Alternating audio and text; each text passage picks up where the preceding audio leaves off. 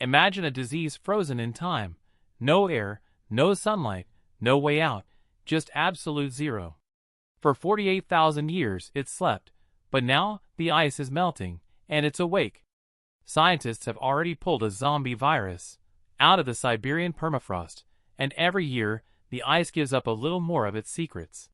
This isn't a sci-fi movie, it's history, unfreezing in real time. You are looking at the most hostile environment on Earth. Not a volcano, not a desert, but the frozen tundra of Siberia. For most of human history, permafrost, ground that stays completely frozen for 2 or more years, was a lifeless barrier. But as the planet warms, this frozen crust is thawing faster than anyone expected. Just last year, wildfires tore through parts of the Arctic that hadn't burned in thousands of years, releasing even more of what lies buried underneath. Scientists now believe hundreds of millions of tons of ancient carbon are pouring into the Arctic Ocean every single year. And it's not just carbon, it's unearthing a biological time capsule. When you hear about ancient viruses, you might think of the plague or the Spanish flu, but the things hiding under the ice are much older. They predate agriculture, they predate cities, they predate us. They come from a time when the Earth belonged to microbes. To understand why these ancient pathogens are waking up, we need to go back to a world before humans. For millions of years, the planet was a petri dish. Single-celled organisms ruled the Earth. They survived in boiling vents, toxic oceans, and eventually, the freezing cold. When the ice ages came, these microbes didn't die, they adapted, shutting down their own metabolism, pausing life itself, and waiting. In 2023, a team of scientists drilled deep into the Siberian permafrost. They found a virus, and named it Pandoravirus. They injected it into a single amoeba, and the virus started multiplying. It had been dormant for nearly 50,000 years, but it wasn't dead. And it wasn't the last one they found. Since then, more of these frozen viruses have turned up, some even older, buried deeper in the ice. This wasn't the first time either.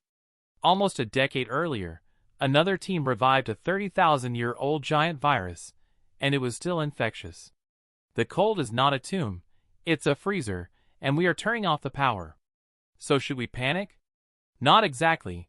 Every virus revived so far only infects amoebas, not humans, and even now, no one has found a permafrost virus that can infect a person. But one of the scientists who found these zombie viruses recently gave a warning. The threat is now real, and we need to be ready for it. Because humans have their own ancient history with viruses locked in the ice. Researchers have found viral DNA in frozen animal remains hundreds of years old, and even fragments of the 1918 Spanish flu virus, preserved in a body buried in the Alaskan permafrost. But here is the real story, the one the news doesn't talk about. Millions of years ago, our ancestors survived viruses exactly like these, and we know that because of our DNA. Roughly 8% of the human genome is made of ancient viruses, genetic ghosts, leftover code from infections that swept through our ancestors millions of years ago. Some of them wiped out entire populations of early humans, but a few survivors adapted. They didn't just fight the viruses, they captured them, taking the viral code and stitching it into their own genes. One of these ancient viral ghosts infected our primate ancestors around 30 million years ago. It was a killer, but our ancestors evolved a defense, a mutated gene that stopped the virus from spreading. So the virus mutated too, and tried a different attack. Our ancestors mutated again. It was a microscopic arms race that lasted millions of years. And it didn't end with us killing the virus, it ended with us domesticating it. The virus lost its ability to break out of cells. Instead, it just sat there in our DNA, passed down from parent to child, for millions of years. And eventually, humans started using this leftover viral code for our own survival. A protein called syncytin-1 is essential for human pregnancy. It allows the placenta to attach to the uterus. Where did we get it? From an ancient virus. We stole its ability to fuse cells together. The very thing that lets humans reproduce today was once a deadly viral weapon. And it doesn't stop there. Right now, in labs around the world, scientists are studying this same ancient viral code to build new treatments for diseases we still can't cure, like ALS and Parkinson's. The same ghost that once hunted our ancestors might end up saving us.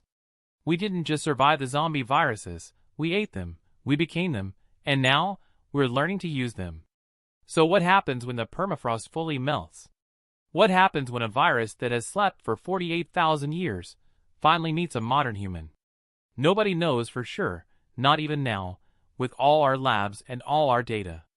But history gives us a clue. When Europeans first arrived in the Americas, they brought smallpox. The indigenous populations had no genetic memory of it. It wasn't just a disease, it was an extinction event. But the ancient viruses in the ice? We already fought their cousins. The scars of those battles are written in our blood. The zombie virus waking up today isn't fighting a defenseless species. It's fighting one that was forged in the fires of a million-year war. The ice is melting, the past is waking up, but you carry the weapons of your ancestors in every cell of your body.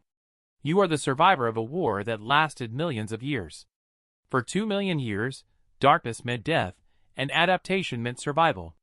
The zombies didn't lose, they just became us, and today, we're turning that ancient war into modern medicine. For millions of years, every generation inherited more than just a face, or the color of their eyes. They inherited the solutions to problems they never knew existed. Every epidemic, every frozen winter, every invisible enemy left behind a tiny correction in the code, until survival itself became something we could pass from parent to child. You are carrying those corrections right now. Your immune system is not simply protecting you, it's remembering. Every cell is reading instructions written by ancestors who never knew your name, people who faced diseases without medicine, without microscopes, without even understanding what they were fighting, yet somehow survived long enough to pass the answer forward. That's why the melting ice is both terrifying and fascinating, because it isn't only revealing ancient viruses, it's revealing ancient battles, reminders that evolution was never a peaceful journey. It was millions of years of constant negotiation between life and everything trying to erase it. Some of the organisms waking beneath the permafrost may teach us how to fight diseases that don't even exist yet. Others may remind us how fragile civilization really is, because despite satellites, supercomputers, and modern hospitals, humanity is still part of nature's experiment, not separate from it. Every discovery trapped beneath the ice forces us to ask the same question our ancestors answered over and over again, not whether danger exists, but whether we can adapt before it reaches us. Maybe that's the greatest lesson hidden inside the frozen ground. Survival has never belonged to the strongest or the smartest. It belongs to those capable of changing faster than the world around them. The permafrost is opening like a forgotten archive, page by page, century by century, and with every layer that disappears, we aren't just uncovering ancient microbes, we're uncovering the story of why we're still here. Because in the end, the most extraordinary thing preserved beneath the ice was never the virus itself.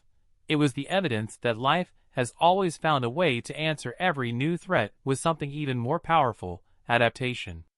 And somewhere beneath thousands of years of frozen silence, waiting to be discovered, the next chapter of that story may already be asleep, waiting, not to destroy humanity, but to teach it something it doesn't know yet.